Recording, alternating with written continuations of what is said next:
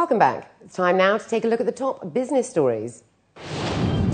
Emirates NBD net profits declined 39% for the first 9 months of 2010. Lack of institutional investors, a challenge to Gulf capital markets.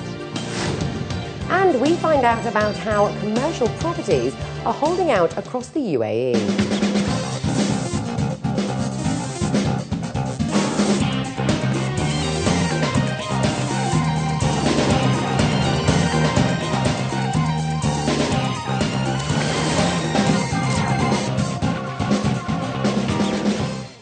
The GCC markets had a positive run today. The UAE bourses continue to climb. The Asian markets close higher following the G20 meeting, where finance ministers and central bankers say they will not take part in competitive devaluation.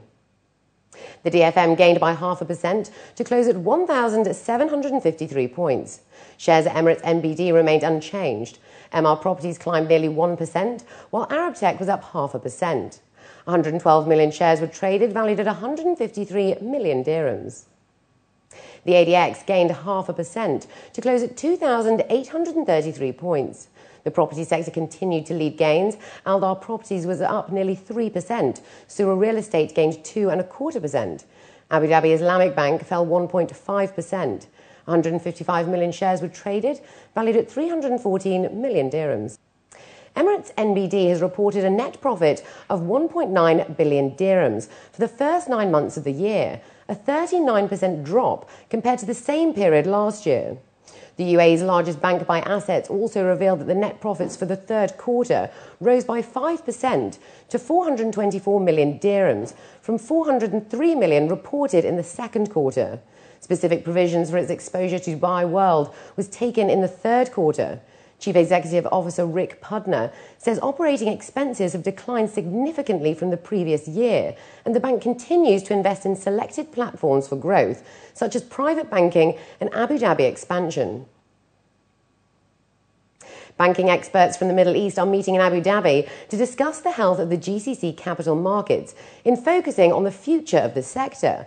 So, what are the main issues that need to be addressed? June Wrigley reports.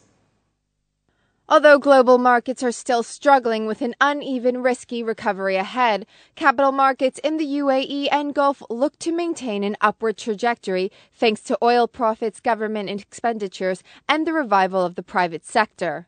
Regional capital markets have gone through a tough time, I think, compared to other emerging markets. But I think we are beginning to see signs of a turnaround. People looking at this market. In the equity markets, the valuations are quite attractive, partly because the region didn't follow the other emerging markets. The attractive story during this crisis is the emergence of the regional debt capital markets, which have been actively supported by many of the regional governments, and those are beginning to develop traction. As international investors are drawn to the Gulf by the long-term infrastructure story, how are investors approaching debt versus equity instruments? Internationally speaking, obviously, the debt capital markets are way more developed than they are here in the region, and I think in relative terms that is going to represent an opportunity. Partly because there is a need for debt capital issuance, long-term capital issuance to fund many of those significant development projects that we are seeing out there. As I said, there is significant growth potential in both areas.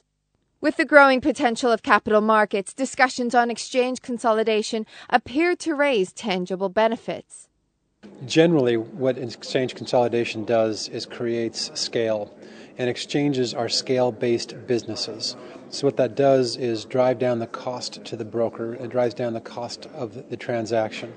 And in the UAE, where many of the brokers are struggling to survive when the liquidity is down, when the trading volumes are waning, it's good to be able to create better scale to reduce the cost. That would enable the brokers to be a little bit more profitable.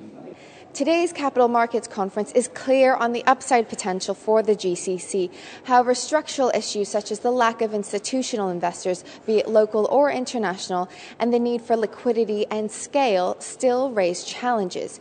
GCC capital markets are heading in the right direction, but are still far from where they need to be. June Wrigley, City 7 Business. For an analysis of the markets, we're now joined by Gaurav Kashyap, the head of the DGCX Futures and Options Trading Desk at ACM Middle East DMCC. Welcome to the show again, Gaurav. Pleasure to be here.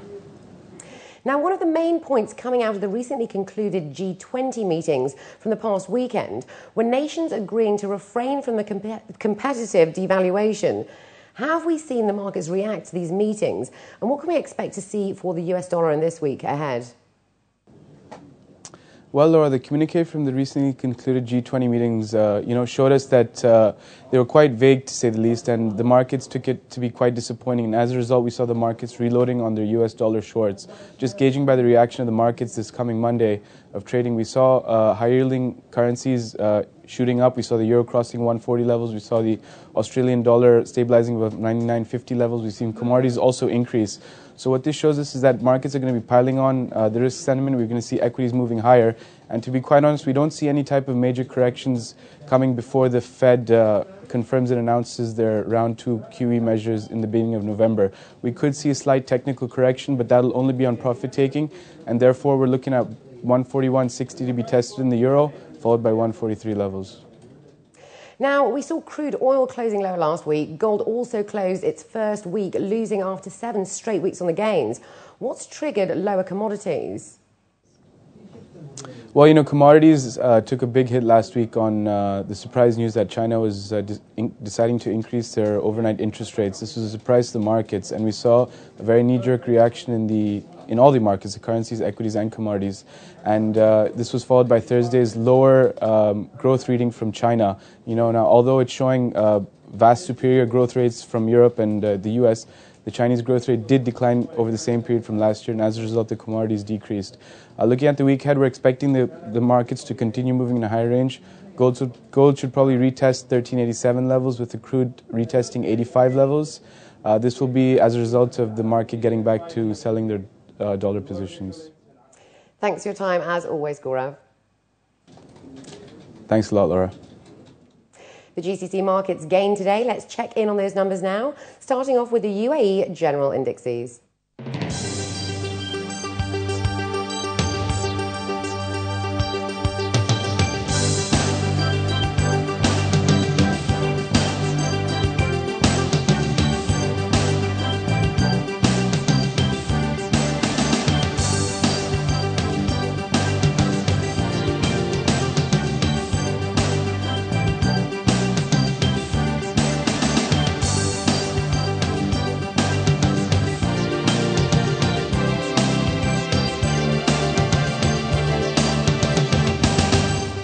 Coming up now, let's take a look at the major international currencies against the dirham, followed by the price of oil and the precious metals.